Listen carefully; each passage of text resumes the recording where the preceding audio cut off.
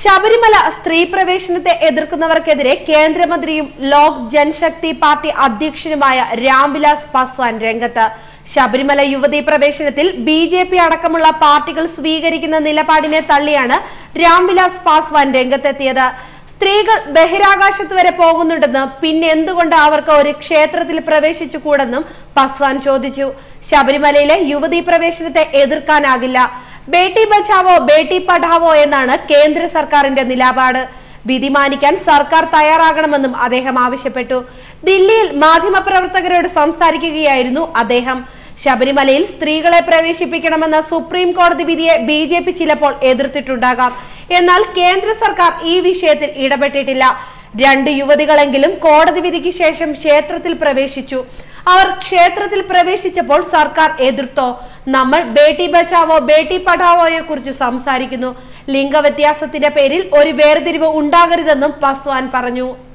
അയോധ്യയിലെ രാമക്ഷേത്ര വിഷയത്തെ പറ്റിയും പാസ്വാൻ പ്രതികരിച്ചു.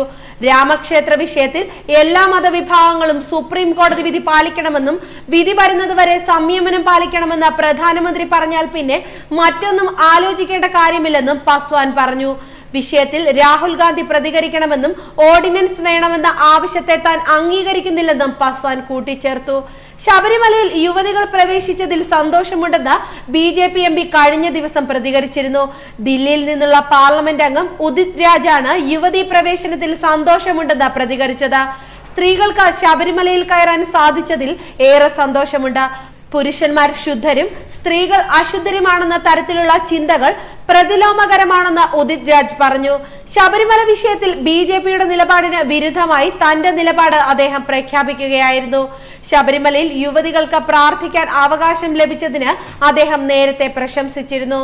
സ്ത്രീയുടെ ഗർഭപാത്രത്തിൽ നിന്നാണ് പുരുഷൻ ജന്മമെടുക്കുന്നതെന്ന് ഓർക്കണമെന്നും അദ്ദേഹം കൂട്ടിച്ചേർത്തു. ശബരിമലയിൽ യുവതികളുടെ പ്രവേശനത്തെ എതിർത്ത് സംസ്ഥാനമൊട്ടാകെ ബിജെപി വ്യാപക അക്രമവും പ്രതിഷേധവും അഴിച്ചുവിടുമ്പോഴാണ് ബിജെപി നേതാക്കളുടെ ഇത്തരത്തിലുള്ള പ്രസ്താവന എന്നതാണ് ശ്രദ്ധേയം.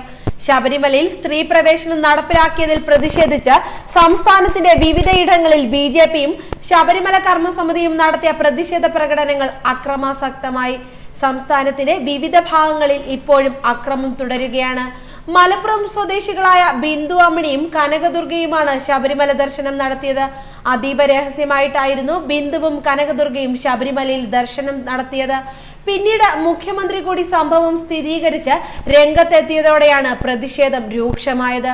അതേസമയം ശബരിമല യുവതീ പ്രവേശനത്തിൽ പ്രതിഷേധിച്ച് കറുത്ത ബാഡ്ജ് ധരിച്ച് പാർലമെന്റിലെത്തിയ കേരളത്തിലെ കോൺഗ്രസ് എംപിമാർക്ക് സോണിയാഗാന്ധിയുടെ ശാസന. ലോക്സഭയിൽ എംപിമാർ ബാഡ്ജ് കൈമാറിയപ്പോഴാണ് സോണിയ തടഞ്ഞത്. യുവതീ പ്രവേശനത്തിനെതിരെ കേരളത്തിൽ കോൺഗ്രസ് കരിദിനം ആചരിച്ചതിനെ പിന്തുണച്ചാണ് എംപിമാർ കറുത്ത ബാഡ്ജ് ധരിക്കാൻ തീരുമാനിച്ചത്.